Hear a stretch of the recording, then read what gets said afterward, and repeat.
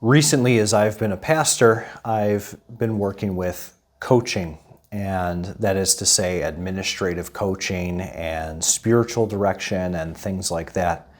And in that process, the reason I did so was because not only as a priest over the course of time, what you encounter, what you experience, but also just everything in life as you go in your profession, if you will, let alone your vocation.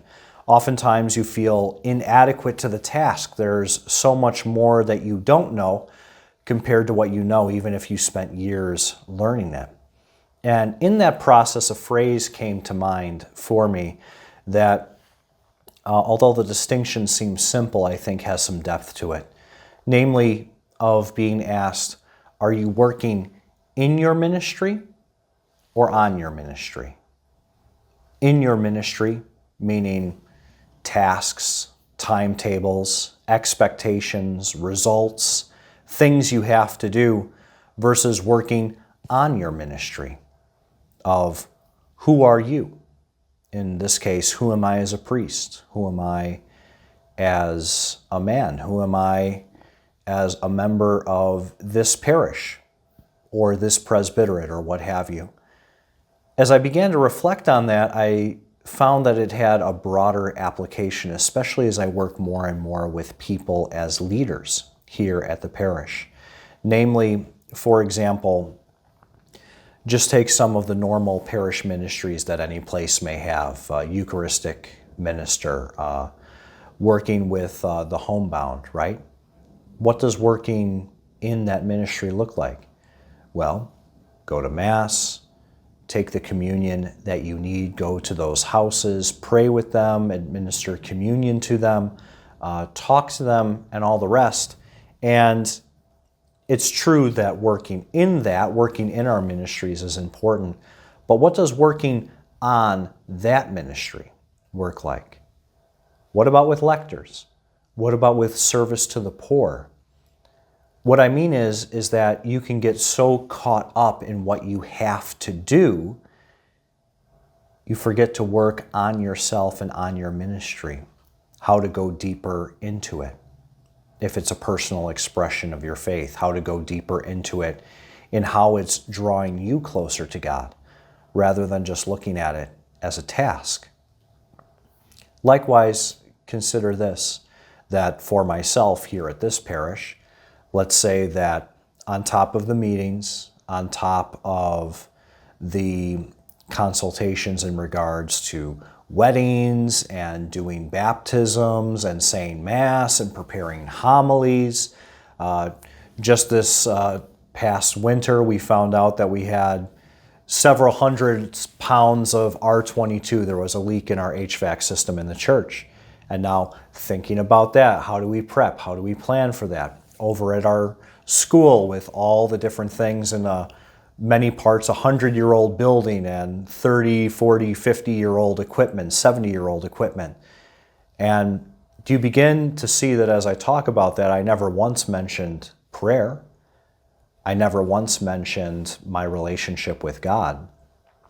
And that's the issue, is that I found as a priest, almost 9 years a priest now, that I'm working in my priesthood, but I'm not spending a lot of time working on my priesthood.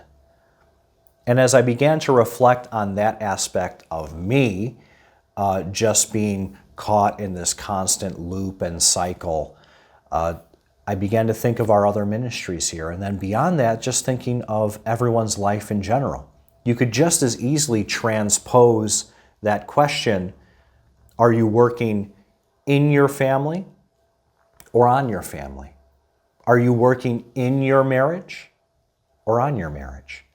Are you working in your relationship with God or are you working on your relationship with God? And so on and so forth. All the different variables, variations, permutations of what our lives could be. I say that to mean is that I go back to the book of Genesis, and God worked, the work of creation, that he spoke and it was made. But on the seventh day he rested. as it says in the book of Genesis. And what does rest mean in the scriptural sense, in the sense of how God rests? It wasn't that he was tired from his work. He rested because he took delight in his creation. He found joy in his creation. He loved his creation as he looked upon it. And when we look at our families, your children, your job, your ministry, and in my case, even my priesthood, my pastorate, am I resting? Now, oftentimes when people rest these days, what they really mean is recover. That oftentimes we dedicate ourselves to work so much that all we're doing in our time off is just recovering from how much we spent ourselves during the week. We're not resting. We're not delighting in our work. We're not delighting, finding joy in each other, let alone joy in God. And that's a problem. The gospel for the 6th week of Easter talks about Jesus saying that giving a new commandment of loving one another, and that he wishes that our joy be complete. Is he wishing that our joy is complete in our work, or rather in our relationship with God and each other? There's no doubt that we have to work for other people. There's no doubt that we have to work for ourselves, for our family, for God. But if we don't rest, if we don't find delight in, if we don't work on those other things, all we're doing is just being spent until we're empty and then feel like we're thrown away. And does that sound like joy to you?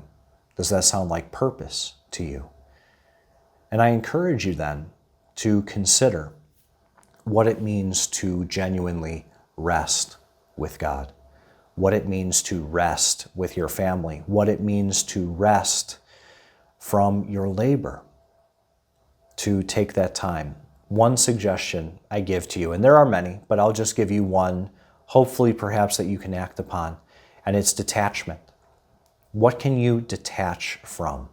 Sometimes it's things and tasks and results and all the rest. Sometimes we have to detach ourselves from what we have to do if we feel like we're stretched too far.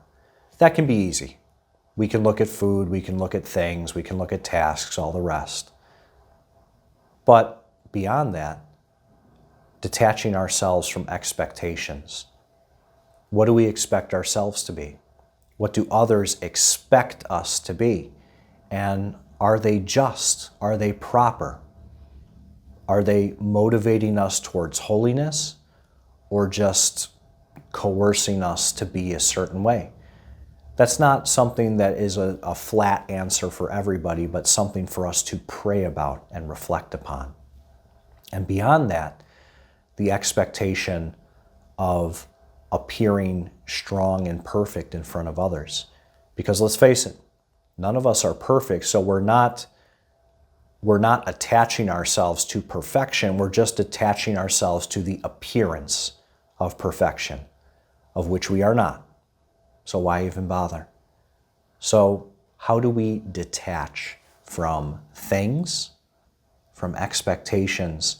And when we detach from those things, we're giving space to God, that we can rest with God. We can rest with our family, with our friends, with ourselves. Even in many places in all the Gospels, Jesus went by himself to be alone and to pray. My prayer for all of you as we continue this Easter season is that we take seriously that Christ promises us joy, purpose, that we can find rest in him.